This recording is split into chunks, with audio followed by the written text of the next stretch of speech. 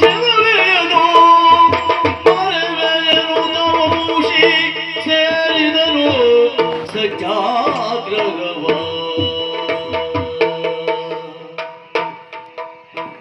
ಏನಾಗಿ ಹೋಯ್ತು?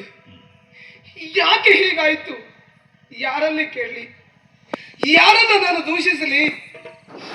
ಯಾರನ್ನ ದೂರಿದರೂ ಪ್ರಯೋಜನವಿಲ್ಲ. ಇದು ನನ್ನ ಸ್ವಯಂ ತಪ್ಪಿನಿಂದ ಆದಂತಹ ಕರ್ತವ್ಯ ಬಿಟ್ಟರೆ ಅನ್ಯರನ್ನ ದೂಷಿಸುವ ಹಾಗಿಲ್ಲ. ಇದಕ್ಕೆ ಹೇಳಿತು ಅಂತ ಕಾಣ್ತದೆ ಬಲ್ಲವರು. ನಾನೊಂದು ನೆನೆಸಿದರೆ ವಿಧಿ ಬೇರೊಂದು ಮಗದ ಎಂಬ ಹಾಗೆ. ಅದು ನನ್ನ ಬದುಕಿನಲ್ಲೇ ಸತ್ಯವಾಗಬೇಕಿತ್ತ? ನನ್ನ ಜೀವನದಲ್ಲೇ ಸತ್ಯವಾಗಬೇಕಿತ್ತ? ಈ ನೋವನ್ನು ನಾನು ಹೇಗೆ ಮರೆಯಲಿ? ಈ ಅವಮಾನವನ್ನು ನಾನು ಹೇಗೆ ಸಹಿಸಿಕೊಳ್ಳಲಿ? ಮರೆಯಲೇಬೇಕು. ನಾಳೆಯ ದಿವಸ ಮಾಣಿಕ್ಯಪುರದ ಸರಪಂಚದ ಪೀಠವನ್ನು ಏರುವವ ನಾನಾದ್ದರಿಂದ ಮಾನಸಿಕವಾದಂತಹ ಖಿನ್ನತೆಗೆ ಒಳಗಾಗಲೇಬಾರದು. ಇವತ್ತಿನ ರಾತ್ರಿಯನ್ನು ಸಂಪೂರ್ಣ ನಿದ್ರೆಯಲ್ಲೇ ಕಳಿತೇನೆ. ನಾಳೆ ಬೆಳಗಾದ ಮೇಲೆ ನನ್ನ ಬದುಕನ್ನು ಹೇಗೆ ರೂಪಿಸಿಕೊಳ್ಳಬೇಕೆಂಬ ದೃಢವಾದಂತಹ ಸಂಕಲ್ಪ ಮಾಡ್ತೇನಂತೆ. ನೋಡೋಣ. ಚದುರೆ ಮಾಲಿನಿ ಅಣಕವಾರ್ದಳು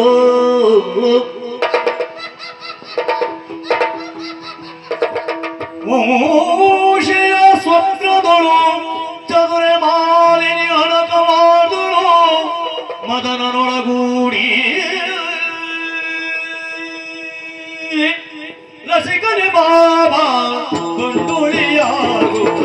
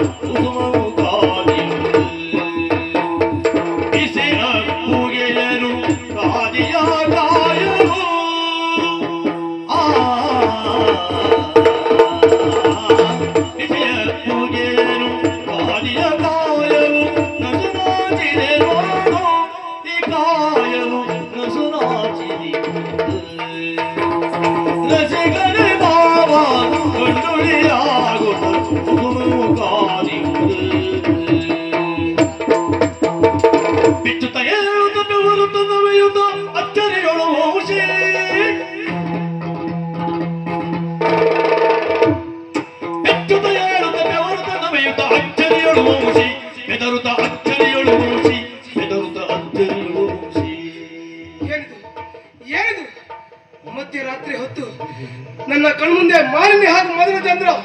ನಿಜವೇ? ನಿಜವೇ? ಇಲ್ಲವೇ ಇಲ್ಲ. ಇದು ನನ್ನದು ಕೇವಲ ಭ್ರಮೆ. ಭ್ರಮೆ ಎಲ್ಲ ಸುಳ್ಳು.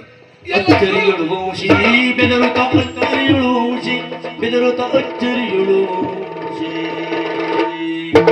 ಮದನರು ನಾನೇ ರಜನಿ ನಾಯನೆ ಮಧುರನ ಸಮ್ಮಿಲನ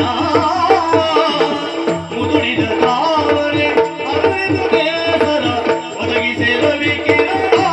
ಔಷಧಿ ಸೋತೆ ನಾ ಗೆದ್ದೆ. ಆ ಸ್ವಪ್ನವು ಎತ್ತೆತ್ತು ಊಟಿಕದಲ್ಲಿ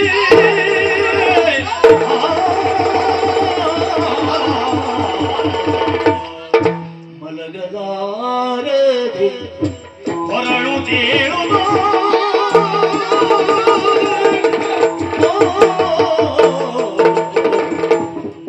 ಮಲಗಲಾರದೆ ಹೊರಳುತ್ತೇಳುವ ಹೊರಳುತ್ತೇಳುವ ಕುಲದ ಗೌರವಕ್ಕೇನೆ ಗೌರವಕ್ಕೇನೆ ಗೌರವಕ್ಕೇನೆ ಎನ್ನುತ್ತಾ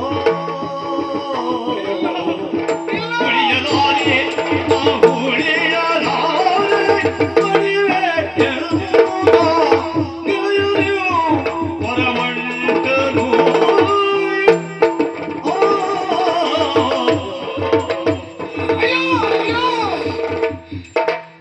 ಏನಾಗುತ್ತಾ ಇದೆ ನನ್ನ ಜೀವನದಲ್ಲಿ? ಏನು ನಡೆಯುತ್ತಾ ಇದೆ ನನ್ನ ಬದುಕಿನಲ್ಲಿ? ನನಗೊಂದು ಅರ್ಥವಾಗುತ್ತಾ ಇಲ್ಲ. ನನ್ನ ಜೀವನದಲ್ಲಿ ನಡೆಯುತ್ತಾ ಘಟನೆಯನ್ನು ಮರೆಯುವುದಕ್ಕೆ ಬೇಕಾಗಿ ಹಾಯಾಗಿ ಪಲ್ಲಂಗದಲ್ಲಿ ಮಲಗಿಕೊಂಡವ ನಾನು.